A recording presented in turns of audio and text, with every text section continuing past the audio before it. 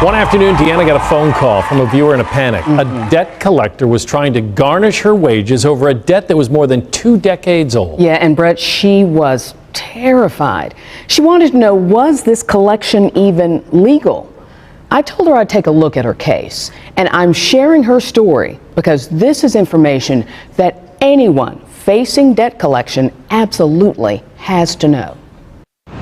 The year was 1998. Rochester was rocked by the news that 1,400 Xerox employees would lose their jobs in a major restructuring of the company. Betty Maxey was one of them. It was very traumatizing. Because you'd worked for him for 20 years. Long term. Were you not able to find another job? I looked and I looked and I looked. And the bills were piling up. So she filed for Chapter 13 bankruptcy and worked hard to pay off the negotiated debt settlements as her attorney instructed. And according to her credit report, Betty is now debt-free. I have an 800 credit score now. An excellent score. She's working with a local nonprofit to buy a home, and her credit report will serve as proof of financial stability. Home Depot is 15. Wayfair, you've closed that out? I paid them. So this says you owe nothing. I told you. A total of $23. Betty's laughter belies the burden borne through years of sacrifice. She works part-time for RCSD in the district's central kitchen, walking blocks to and from the bus stop, determined to live within her meager means. So this letter stopped her cold. They want their money for a 22-year-old debt. The school district's legal department wrote to inform her that a debt collector had filed a subpoena for her employment records, the first step toward garnishing her wages. It's for a Chase credit card debt that's more than 2 decades old. I couldn't believe it. I said, wait a minute, I thought this went to bankruptcy court. They said, no, it didn't. That's because, unbeknownst to Betty, Chase sued before she filed bankruptcy. The bank won a default judgment for her unpaid balance of $2,522.28. Ashley Dodd, a Chase spokesperson, confirmed, "We filed litigation on this debt in 2001 and sold it in 2002. We have not had a legal or financial interest in the debt since then." She's referring to a common practice. Banks sell old debt for pennies on the dollar. The buyer then tries to collect the debt. That's what happened to Betty. For years, she's been getting these letters that appear to be from Chase Bank. But when you contact Chase, they say you don't owe anything. They said I owed them 1 penny. So that begs the question, if this letter isn't from Chase, who's it from? And is the collection of this 2-decade-old debt even legal? Hi, my name is Deanna Dewberry. I'm with News 10 NBC. With Betty on the line, I called the debt collector, Maidenbaum and Associates, and spoke to Amir Collazo. His LinkedIn page says he's a legal investigator. He abruptly told me he didn't talk to reporters, but I kept talking. She wanted to know whether or not this debt is even legal. He hung up on me.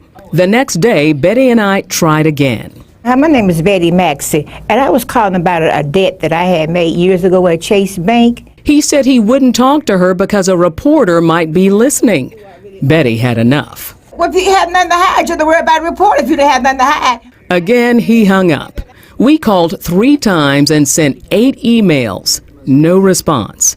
In those emails, I asked the partner at Maidenbaum and Associates, Jeffrey Maidenbaum, about a case I found strikingly similar to Betty's. A man named Keith Pittman sued Maidenbaum for deceptive debt collection practices. Like Betty, Chase had sued Pittman and was awarded a default judgment for old credit card debt. Chase later sold the debt, and years later, Maidenbaum tried to collect. The initial documents that Maidenbaum had sent made it look like they were collecting on behalf of Chase. But they weren't.